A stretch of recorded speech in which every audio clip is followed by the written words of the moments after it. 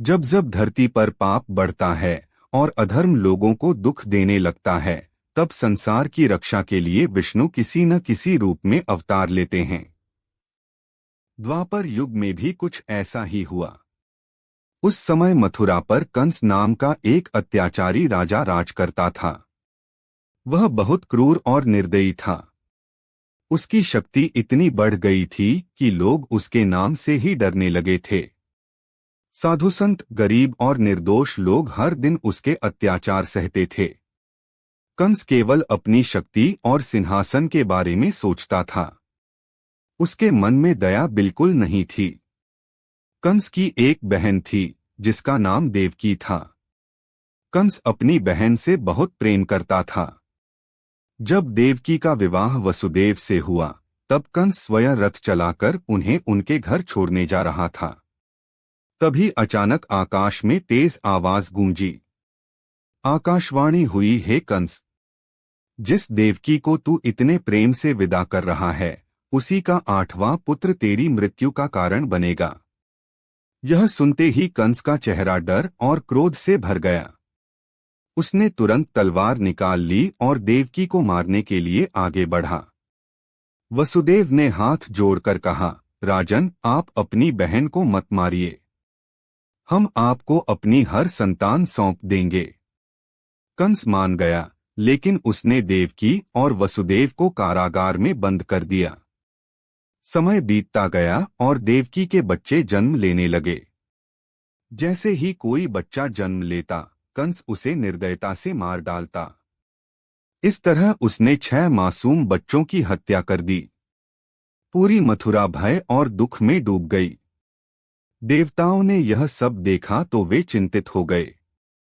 सभी देवता भगवान विष्णु के पास पहुंचे और प्रार्थना करने लगे, प्रभु, अब केवल आप ही संसार को बचा सकते हैं।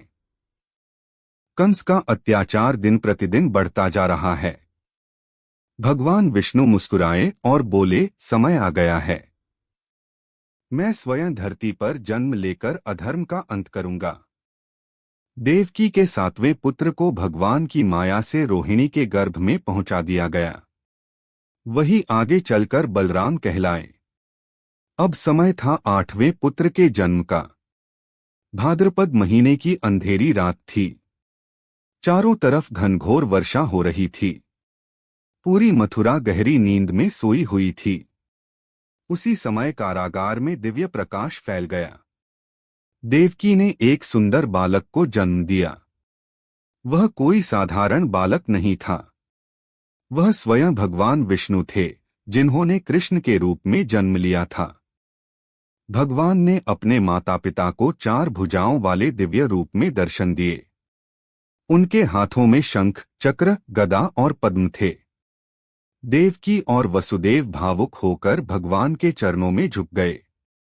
भगवान बोले, माता पिता, अब मुझे गोकुल में नंद बाबा के घर ले जाइए। वहां मेरा पालन पोषण होगा। जैसे ही भगवान ने यह कहा, जेल के दरवाजे अपने आप खुल गए। पहरेदार गहरी नींद में सो गए।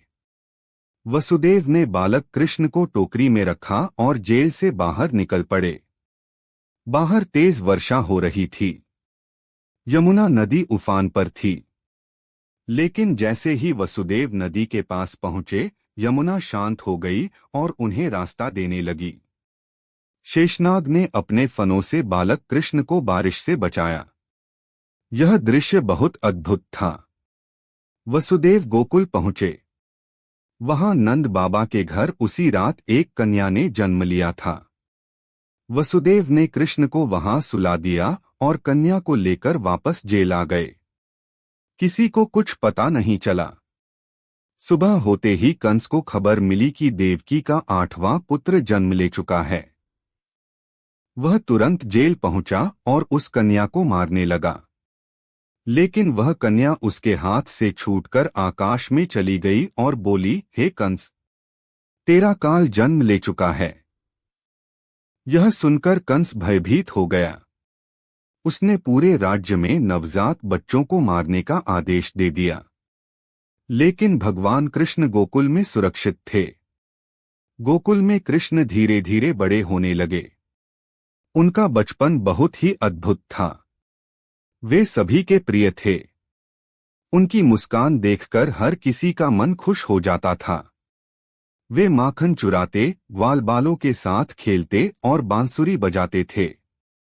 लेकिन कृष्ण केवल खेलकूद करने नहीं आए थे। उनका उद्देश्य संसार को बुराई से मुक्त करना था। कंस बार बार राक्षस भेजकर कृष्ण को मारने की कोशिश करता था। एक दिन पूतना नाम की राक्षसी गोकुल आई। वह सुंदर स्त्री का रूप बनाकर कृष्ण को विष पिलाने आई थी। लेकिन कृष्ण ने उसका अंत कर दिया। फिर शक्तासुर, तृणावर्त और कई अन्य राक्षस भी आए, लेकिन हर बार कृष्ण ने उन्हें पराजित किया। एक बार गोकुल के लोग इंद्रदेव की पूजा की तैयारी कर रहे थे। तब कृष्ण ने कहा, हमें गोवर्धन पर्वत और प्रकृति की पूजा करनी चाहिए। यह सुनकर इंद्र क्रोधित हो गए और उन्होंने भयंकर वर्षा शुरू कर दी। पूरा गोकुल संकट में पड़ गया। तब छोटे से कृष्ण ने अपनी छोटी उंगली पर गोवर्धन पर्वत उठा लिया।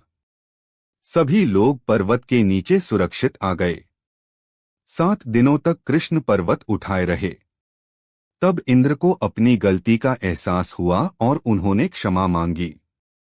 धीरे धीरे कृष्ण बड़े हुए और उन्हें अपने जन्म का रहस्य पता चला। वे मथुरा पहुंचे और कंस को चुनौती दी। कंस ने उन्हें मारने के लिए बड़े बड़े पहलवान भेजे, लेकिन कृष्ण ने सभी को हरा दिया। अंत में कृष्ण कंस के सामने पहुंचे।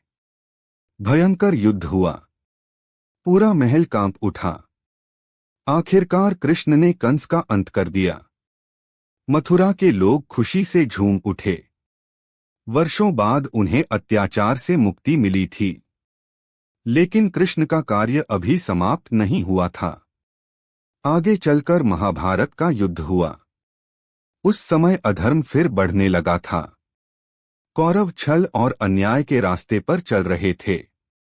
युद्ध के मैदान में अर्जुन अपने ही रिश्तेदारों को देखकर दुखी हो गए। तब कृष्ण ने उन्हें जीवन का सबसे बड़ा ज्ञान दिया, जिसे आज हम भगवद गीता के नाम से जानते हैं। कृष्ण ने कहा, मनुष्य को हमेशा धर्म और सत्य का साथ देना चाहिए। अच्छे कर्म करते रहो और फल की चिंता मत करो। कृष्ण ने पूरी दुनिया को प्रेम, भक्ति, सच्चाई और धर्म का मार्ग दिखाया। उन्होंने यह सिखाया कि जब भी जीवन में कठिनाइयां आएं, हमें साहस और विश्वास नहीं खोना चाहिए। इस प्रकार भगवान विष्णु ने कृष्ण अवतार इसलिए लिया ताकि वे पृथ्वी को अत्याचार से मुक्त कर सकें, कंस जैसे दुष्टों का अंत कर सकें, भक्तों की रक्षा कर सकें और संसार को धर्म का मार्ग दिखा सकें। कृष्ण केवल भगवान नहीं, बल्कि प्रेम, ज्ञान और भक्ति के सबसे बड़े प्रतीक माने जाते हैं।